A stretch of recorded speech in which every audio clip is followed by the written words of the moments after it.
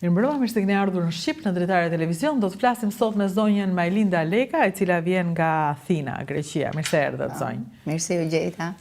Ne u takuam bashkë në ambasadë në Athinë dhe ftesa ime ishte për gjithë ata që ishin aty në atë takim, të cilën më dhanë shumë kënaqësi, u kënaqa shumë që mbas kaq kohësh erdha në Athinë në një takim me shqiptarët, se mua më duket nga që i takoj për ditë online, më duket sikur i takoj, po jo, fizikisht është ndryshe. Dhe ftesa ishte për ata që takova dhe ata që nuk takova, le të flasim në Dritare Televizion. Ky është televizioni i diasporës, ky është televizioni yt, ky është televizioni i Shqipërisë. Shumë faleminderit, kënaqësi për mua, atë që u takuam nga afër, se gjatë gjithë kohës ju ndjekim dhe ju adhurojmë jashtë mase, kështu që ishte një kënaqësi e veçantë që ju kishim dhe afër. Pra nesh në Athinë. Kënaqësi. Po sot pse keni ardhur në Shqipëri? Është samiti apo? Kam ardhur për summitin, është në 13, 14, 15 për diasporën, dhe nga që gjithmonë kam atë kënaqësinë të vi në Shqipëri. Vini shpesh domethënë? Po, vi, se edhe shtëpinë time kam në Sarandë në fakt, por vi se kam shumë shoqe gjithandej, kam njerëz të afërt, kështu që më janë dyert të hapura dhe vi që të takoj dhe ato. Ishte dhe Pashka, thashta festoj dhe Pashkën nga që jam ortodokse. Ta festoj dhe Pashkën këtu në Shqipëri. Pashkët festohen në shtëpi, jo? Se dhe shtëpia është Shqipëria, gjithmonë. Tjetër. Pa çka se origjina ime është greke, por unë Shqipërinë e kam shtëpinë time, se këtu linda u rrita. Origjina greke si është? Nga të dy prindrit, janë Dropullit. A ju një Dropullite? Po, janë Dropullite, mami nga Vanista, ndërsa babi nga Goranxia. Vanistër është Kalimera, më duket të Vanistër? Po, është Kalimera. Unë do të po në kota e atër është me thuesh Paris i vogël.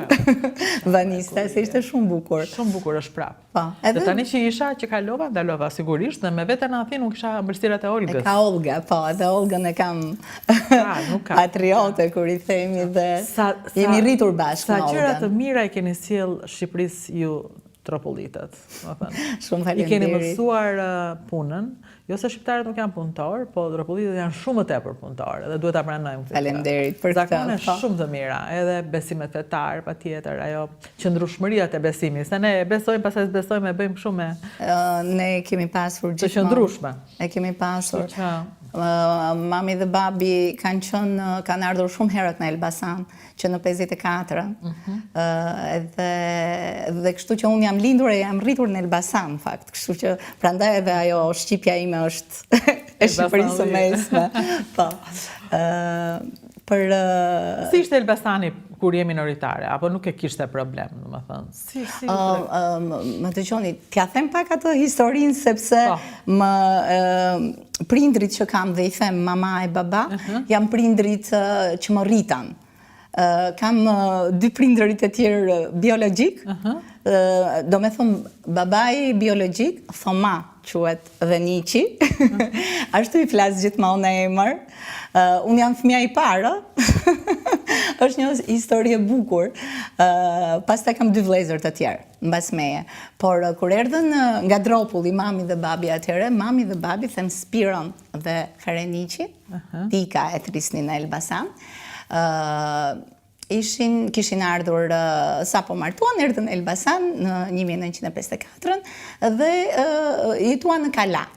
Te lagje e bukur e Elbasanit. Po, në lagjen e bukur të Elbasanit. Ati ku ka jetuar shumë prej njerëzve që ndryshuan Shqipërinë. Edhe tek shtëpia e Petor Topuzit, e them sepse djali i tij ka qenë në estradën e Elbasanit, edhe është Dimitor Topuzi, edhe Fatbardha shoqja e tij. Unë linda atje, sepse babi me mamin, mami solli vllajën e saj, Thomajin, babajin tim biologjik, do me thënë më rriti halla në një farë mënyrë, dhe babaj punonte tek restorant Parku, atëre krye kamarjer, Spiro Lekën. ka respekt gjithë Elbasani, e njohin të gjithë, pastaj ishte tek turizmi vjetër, dhe është një nga ato figurat e qytetit që mbahen mend dhe i kujtojnë gjithë, i thrisnin gjithë Barbaspiro, se e keni parasysh që ato flisnin, e kishin ato dialektin e dropullit, edhe dukeshin gjithmonë që ishin me origjinë greke. Dhe Thomai u njoh me Niqin dhe linda unë me 4 prindër, si të themi, në shtëpi në Kala. Dhe kur mbas 3 vjetësh kur mamaja, kur Niqi ngeli përsëri shtatzën që do lindte vllai, unë s'doja t'ikja, isha 3 vjeç, dhe kështu spontanisht u bajo, nuk u bë, do me thonë ishte e programatizuar, por ndodhi kështu që nuk doja t'ikja, ato shkuan në një shtëpi tjetër sa të rritesh një çik vllai, dhe unë dita me mamin dhe babin, që më rritën. Do me thonë nuk është se u bë ndonjë shkëmbim. Jo, asgjë, se nuk mund, ato nuk mund të, po kishte bërë mamaja, kishte 2 aborte dhe nuk mund të bënte. Dhe ti the, unë dori këtu? Unë dori këtu, ju shkoni, merrni dhe bebushin. Ashtë ishte dhe xheloze që po vinte. Po si janë ato bebet. Bile që ta kujtoj, se atëherë kishim ato kuklat që hapnin mbyllnin sy dhe bënin ua. Kështu që kishin sillur bashkë me bebin edhe një kukull për mua që... Jo, ti ikni. Po, prandaj. Dhe kështu por babi nga që donte gjithmonë që mos shkëputeshim, se dhe unë isha e vogël, kisha prindrit e mi, tek pallati 60 tek pedagogjika morën kur u ndërtua pallati përfundoi morën 2 hyrje. Kështu që ne jemi rritur gjithmonë bashkë si një. Kur u rrita se Shqipëria kishte edhe ato të mirën që nuk fëmijët në rast se do të merrnin emrin e prindërve që i rritën, duhet kalonin nëpërmjet gjyqit të ishin të rritur dhe me vetë dije të plotë të bënin diçka të tillë. E po me vetë dije, kalimin me gjyqit e familjarë. Por jemi rritur gjithmonë bashkë, jemi bashkë. Sa mirë, kështu që ti ke pasur 4 prindër. 4, po. Jam një çike llastuar. Je shumë llastuar, çfarë prindrit por kam lindur, prindrit biologjikët jetojnë se janë më të rinj, ndërsa maman dhe baban i kam humbur, por ikën kështu në këmbë, siç donin. Mamaja ishte rroba qepse tek rroba qepsia e Elbasanit dhe ajo i qepte për të gjithë atje, kishte gjithë lagja. I thriste Nën Tereza. Nën Tereza. Tetatikës. Njohin kush më dëgjon nga Elbasani, i ka me shumë adhurim mamin dhe babin. Babi ishte tek turizmi vjetër, pastaj për vite të tëra, jam krenar për prindrit e mi, se më kanë rritur me shumë dashuri, dhe besoj që ajo fëmiria ndikon në gjithë jetën tonë pasardhëse. Po, pasi dyshim. Edhe prindër biologjik i kam në Athinë, janë me vëllezërit atje. Jemi bashkë gjithmonë, por unë gjithmonë i kam thirrur në emër se s'doja të ndikonte ajo që të ndjeshin. Po, kush është mami, kush është me emër? Dhe ato, shumë mirë. Do me thënë kemi pasur një jetë, si ta them unë, me plot vetë dije që...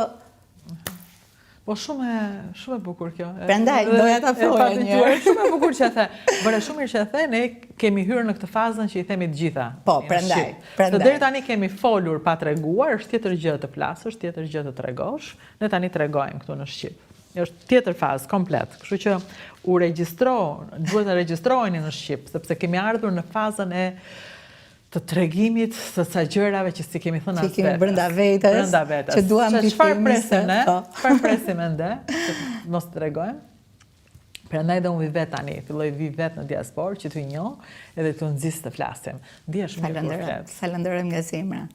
E kisha kënaqësi, doja një herë këtë historinë time, se e kam shumë të bukur dhe gjithmonë them sa herë më pyesin, them që në vitet që kam jetuar unë në Shqipëri, brezi ynë, kam jetuar një jetë shumë të lumtur.